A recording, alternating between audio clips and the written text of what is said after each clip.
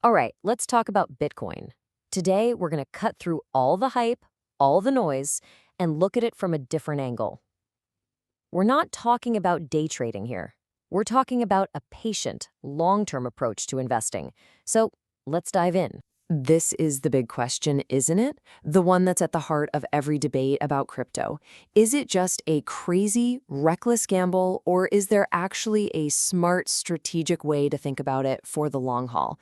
It's a real tension, and it's exactly what we're going to break down. So, just to be super clear, this is not about some get-rich-quick scheme. We're not going to pretend we can predict the next price explosion. The whole point here is to give you a solid framework, a way to think about Bitcoin that's built on patience and discipline. Okay, before we even get into the how, we have to start with the most critical tool you have, your mindset. Seriously, getting your head in the right space is the foundation for everything else, especially in a market that moves like this one. Now, you've probably seen this word, HODL, all over the internet. And the backstory is kind of funny. It literally started as a typo for the word hold in this really emotional post on an old forum. But the community just ran with it because it perfectly captured this idea of holding on for dear life, riding out the crazy ups and downs without panic selling.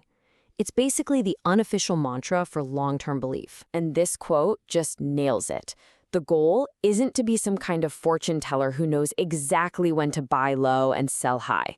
I mean, let's be real, trying to time the market perfectly is pretty much impossible. The real strategy is about time in the market, not timing the market. And that, more than anything, takes patience. All right, so you've got the mindset down. Now what? Let's get into the practical stuff, the actual how-to. There are two main strategies people use for long-term investing, so let's check them out. So, you've got two main roads you can go down. The first is lump sum. It's exactly what it sounds like. You take all the money you want to invest and put it in all at once. It's a single, big move. The other path is dollar cost averaging, or DCA for short. This is a much more paced-out approach, where you invest smaller, fixed amounts of money over time, like every single week or every month. Let's dig into DCA for a second, because it's a really popular strategy for something as volatile as Bitcoin.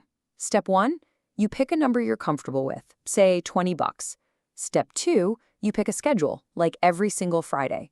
And step 3, and this is the most important part, you automate it. You set it and you forget it. It's kind of like setting up an automatic transfer into your savings account. It takes the emotion out of it, so you're not trying to guess the perfect moment to buy. Over time, it just averages out your cost. Okay, we have to talk about risk. Any conversation about investing that doesn't talk about risk is, frankly, not an honest one. And with Bitcoin, risk is a given.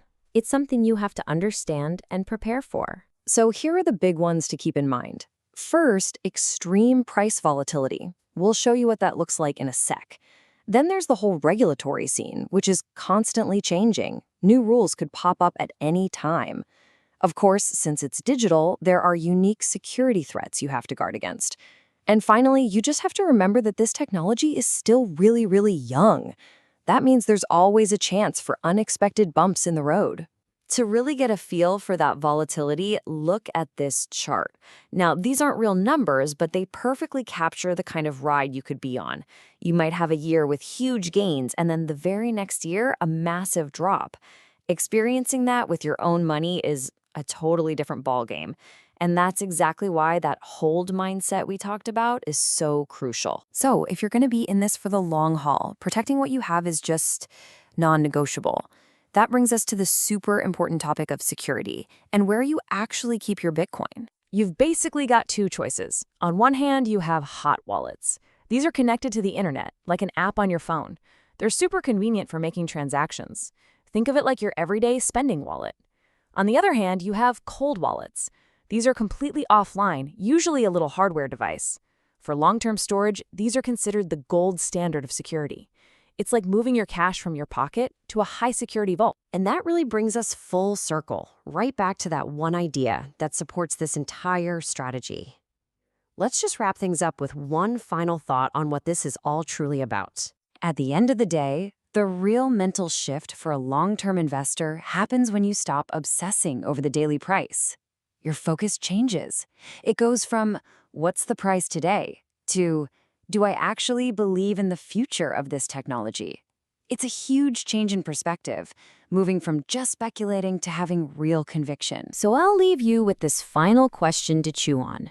Years from now, when we look back, what will have been more valuable? Just owning some Bitcoin and watching the price go up and down? Or taking the time to truly understand the revolutionary decentralized technology that makes the whole thing possible in the first place? Definitely something to think about.